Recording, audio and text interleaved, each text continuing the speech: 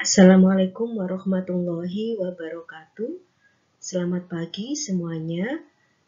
Pada semester ini kita akan belajar bersama di kelas MKB 2. Mata kuliah metode kuantitatif bisnis 2 ini merupakan salah satu mata kuliah yang diberikan dengan tujuan untuk memberikan bekal kepada mahasiswa tentang berbagai alat analisis yang bisa dipergunakan untuk menyelesaikan beberapa permasalahan di bidang sosial ekonomi maupun di bidang agribisnis. Pada semester ini, saya akan mengampu bersama Ibu Dr. Isdiana. Nah, materi-materi yang ada di dalam mata kuliah MKB 2 itu ada beberapa macam yang akan kami berikan. Di antaranya adalah analisis conjoin, kemudian metode CSI dan IPA, kemudian ada korespondensi, metode korespondensi, analisis SWOT, AHP, dan BSC. Nah, sebelum UTS ini kita akan mempelajari 4 materi, yaitu conjoin, CSI, IPA, dan analisis korespondensi. Nah, pertama kita akan membahas tentang analisis conjoin. Jadi beberapa hal yang perlu saudara ketahui terkait dengan analisis conjoin itu apa, itu mari kita pelajari bersama-sama. Yang pertama bahwa analisis conjoin itu merupakan salah satu teknik yang dipergunakan untuk mengukur preferensi konsumen terhadap atribut sebuah produk atau jasa. Jika kita seorang produsen, maka sebaiknya kita tahu bagaimana preferensi konsumen terhadap sebuah produk atau terhadap produk yang kita tawarkan. Atribut-atribut apa yang melekat pada produk itu yang diinginkan oleh konsumen. Pengetahuan tentang atribut itu, atribut yang menjadi preferensi konsumen itu cukup penting atau sangat penting untuk membuat keputusan tentang produk atau jasa yang akan kita jual kepada konsumen.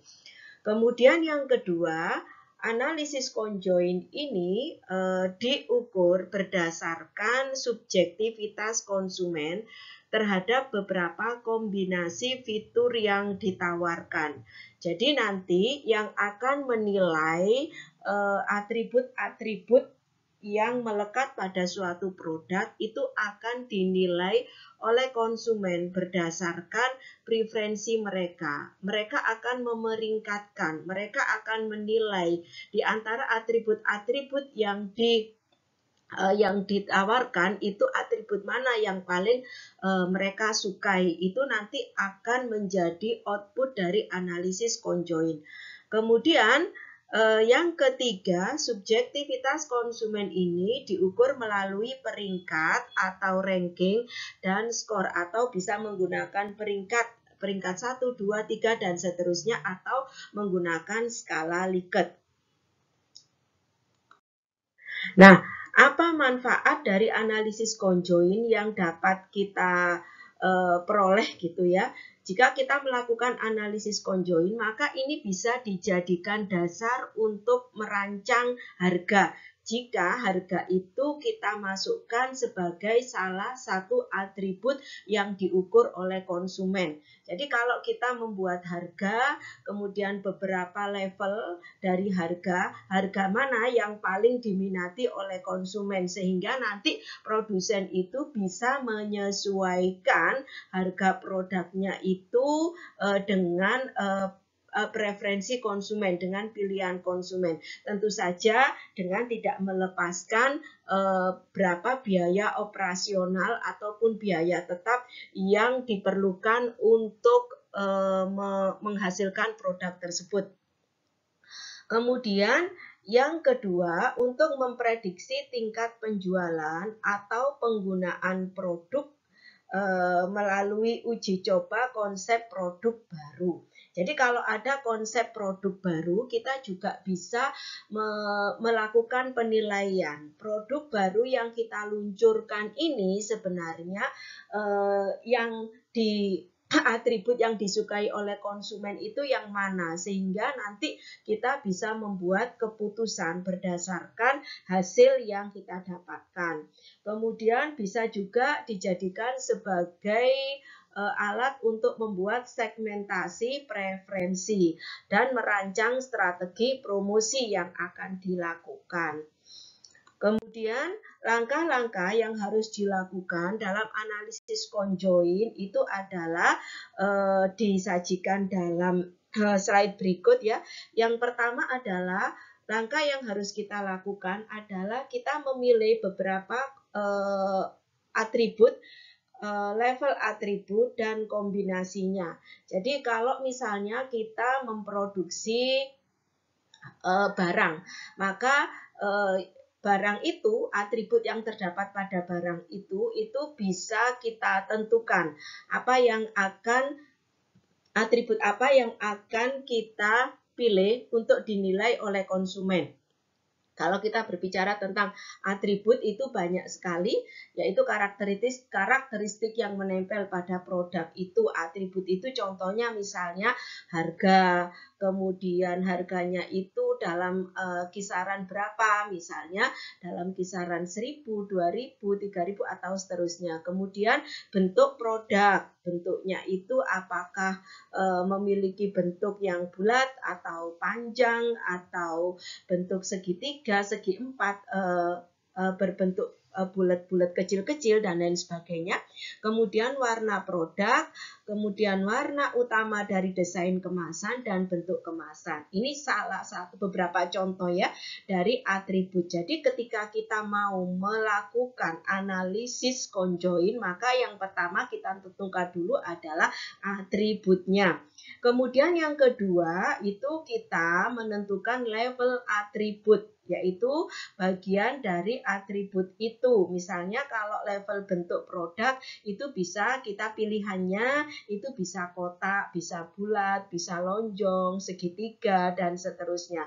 Kalau warna produk misalnya warna produknya bisa kuning, bisa merah, bisa hijau dan seterusnya. Itu namanya level atribut. Kemudian setelah itu kita menyusun stimuli. Apa sih stimuli itu? Stimuli itu adalah kombinasi dari berbagai level atribut yang sudah kita pilih. Misalnya kalau level harga ini merupakan atribut ya. Kemudian harga ini merupakan atribut dan level atributnya 200, 300, 400. Ini disebut dengan level atribut. Bentuk ini merupakan atribut. Kotak, segitiga, bulat ini merupakan level atribut. Warna ini merupakan atribut. Level atributnya adalah merah, kuning, dan hijau. Nah, yang dimaksud dengan stimuli itu adalah kombinasi dari beberapa level atribut. Misalnya harga 200, bentuknya kotak, warnanya merah. Atau harga 200, bentuknya kotak, warnanya kuning. Harga 400, bentuknya segitiga, warnanya hijau. Ini adalah berbagai macam stimuli yang memungkinkan dari kombinasi level atribut yang disediakan oleh si peneliti. Nah, pada umumnya stimuli itu merupakan perkalian dari jumlah level atribut. Jadi kalau harga level atributnya ada 3, bentuk level atributnya ada 3, warna level atributnya ada 3, maka kemungkinan stimuli yang bisa muncul itu adalah 27 stimuli. Yaitu kombinasi dari level atribut yang memungkinkan untuk dimunculkan itu sebanyak 27 stimuli. Jadi nanti konsumen yang 27 stimuli ini akan dinilai oleh konsumen dalam proses conjoin. Jadi untuk Nah ini ya, penilaian stimuli oleh responden. Jadi penilaian stimuli oleh responden itu bisa menggunakan peringkat. Misalnya jumlah stimulinya itu ada 18, maka kita bisa menggunakan peringkat 1 dari yang tidak disuka sampai peringkat ke-18 dari yang disuka. Atau kita juga bisa menggunakan skala Likert. Jadi dari stimuli-stimuli yang tersedia itu, mana yang sangat disukai, mana yang sangat tidak disukai oleh responden. Jadi nanti kita menyediakan stimulinya, kemudian responden itu akan menilai stimuli tersebut. Kemudian langkah-langkah ini ya, langkah-langkah dalam menganalisis persoalan dengan menggunakan analisis conjoin itu bisa diilustrasikan dalam slide ini ya. Misalnya saja ini ada seorang produsen yang ingin mengetahui preferensi konsumen terhadap produk keripik singkong yang dihasilkan. Jadi dia ingin mengetahui sebenarnya dari keripik singkong yang dihasilkan oleh produsen tersebut, atribut yang melekat pada keripik singkong yang paling disukai oleh konsumen itu yang mana. Kemudian seorang produsen ini atau seorang peneliti misalnya membuat atributnya itu dari sisi rasa, kemudian ada ukuran kemasan, ada harga, ada bahan kemasan. Nah, masing-masing atribut ini juga sudah ada level atributnya. Kalau rasanya asin, manis, gurih. Kemudian ukuran kemasannya ada yang 100 gram, ada yang 500 gram. Ini level harganya, kemudian ada bahan kemasannya. Bahan kemasannya yang paling disukai oleh konsumen itu level atributnya bisa plastik, aluvo, ataupun tabung. Jadi kalau kita berdasarkan ini, kemudian kita akan mencari apa itu stimulinya, dan alat analisis yang bisa kita manfaatkan untuk menyelesaikan analisis conjoin itu adalah dengan menggunakan software SPSS. Nah, saya berharap saudara itu sudah nanti menginstal ya laptop saudara dengan menggunakan software SPSS ini. Langkah-langkah yang dapat kita lakukan untuk menganalisis data, langkah yang pertama adalah kita membuat folder pada tempat penyimpanan. Bisa di C ataupun bisa di D dan memberikan nama dari folder tersebut. Ini sebelum kita masuk ke SPSS. Kemudian langkah yang kedua, kita buka SPSS-nya. Kemudian kita akan kita akan membuat stimuli dari berbagai macam atribut dan level atribut ini dengan cara mengklik data ya di bagian SPSS yang sudah terbuka itu, kemudian di menu data itu saudara klik, kemudian di situ cari orthogonal design. Nah, orthogonal design ini kita klik yang generate ya. Ini bagian di menu data SPSS yang akan membantu kita untuk menetapkan stimuli yang nanti akan dinilai oleh konsumen. Nah, selanjutnya ketika kita sudah klik generate, itu akan keluar isi nama atribut pada faktor name. Di situ ada kotak faktor name. Nah, kotak faktor name itu kita isi dengan nama atributnya, misalnya rasa, atau ukuran kemasan, harga, bahan kemasan, dan lain sebagainya. Kemudian ada kita mengisi faktor label. Faktor label itu kita isi dengan penjelasan dari faktor name tadi. Jadi kalau rasa itu bisa kita isi misalnya rasa keripik singkong. Kemudian kalau ukuran kemasan keripik singkong, dan seterusnya ya. Kemudian ini masing-masing ketika kita mengisi satu atribut, maka akan dan sudah selesai, maka kita klik add, kemudian akan kita lanjutkan untuk mengisi atribut-atribut yang lain sampai selesai. Nah, kemudian langkah selanjutnya adalah ketika semua atribut itu sudah kita masukkan, maka kita mengklik atribut itu, maka kita akan memberikan nama level atribut pada masing-masing atribut dengan cara mengklik create new, dengan cara klik nama atribut dan isi level atribut. Jadi nanti di sini ada kotak define value, itu saudara klik di situ, kemudian nanti akan keluar kotak-kotak yang akan kita isi dengan masing-masing level atribut ini. Untuk selanjutnya nanti kita akan praktek ya dengan menggunakan software SPSS-nya. Dan seterusnya sampai dihasilkan stimuli gitu ya. Kalau kita sudah menghasilkan stimuli, maka stimuli itu kita sodorkan kepada responden untuk diisi. Mana di antara stimuli itu yang paling dia suka. Setelah itu kita bisa mentabulasi di dalam Excel ya, kemudian dan memindahkan ke worksheet dari SPSS tersebut.